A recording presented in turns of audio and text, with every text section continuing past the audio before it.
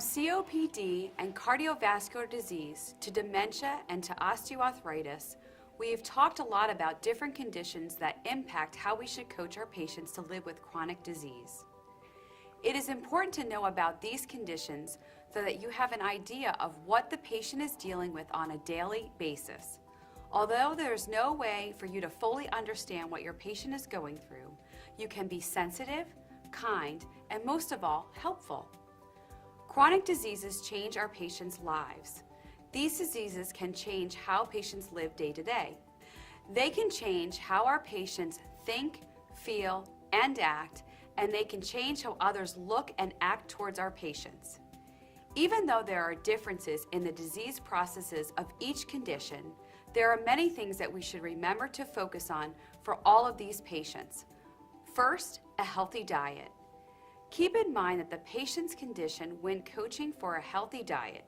A diet for someone with diabetes will look different than a patient with dementia or osteoarthritis. Typically, a healthy diet includes a balance of fresh fruits, vegetables, whole grains, lean proteins, and healthy fat. Know your patient's conditions and possible food restrictions. Be alert if your patient is trying any extreme diets or cutting out any specific food groups without the physician or nutritionist consultation. Then there is exercise. Remember to check for exercises that a patient should avoid because of their specific condition. Not all exercises are good for every patient. Think about how their condition will influence what you are able to have them do. Consult with the rehabilitation therapy team for exercise suggestions and guidelines. Managing stress is another key focus area for health coaches. This is something we can help not only our patients, but also family and caregivers who are there during the session. Our patients are affected by everyone around them. Giving the patient and the family the tools to cope with stress will help improve their health and wellness for all that are involved. Refer to other professionals and services when needed. One of the most important things you can do for your patient is to know when they need someone else. Gather information about local resources and services. Refer to other professionals when needed for issues that are outside your skills and training. Know about other support resources that are available and provide your patients with the information about these resources that can help provide for their needs. Remember that patients with chronic conditions are at risk for depression. Understand the symptoms and help your patients get help. Depression is common, but it is not normal. Patients can be helped to relieve feelings of depression. Similarly, many chronic conditions cause pain. Pain can hinder a patient's ability to complete activities of daily living or just lead a pleasant life. Be sure to ask your patients about their pain and do not let them avoid this topic.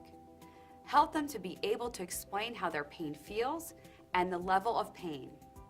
This will help other professionals be able to assess the cause and discuss treatment options. Avoid smoking. We need to help coach all of our patients not to smoke. There are no health benefits from smoking, only significant risks to health, from lung problems and to cancer. And we also know that smoking has a very negative impact on others in the environment. Educate your patients, and if they smoke, use your coaching tools to help them to stop this destructive habit. Maintain a healthy weight. That focus may be different for each patient. Some patients will need to focus on losing weight, while other patients may need to add calories of dense foods in order to gain weight. Provide your patient with education on healthy food choices and portion sizes. Help them to develop new habits that meet their calorie needs to achieve their goals and promote wellness. Encourage them to participate in regular exercise and relaxation practices. All this will support a healthy weight and lifestyle. Changes to their environment if needed.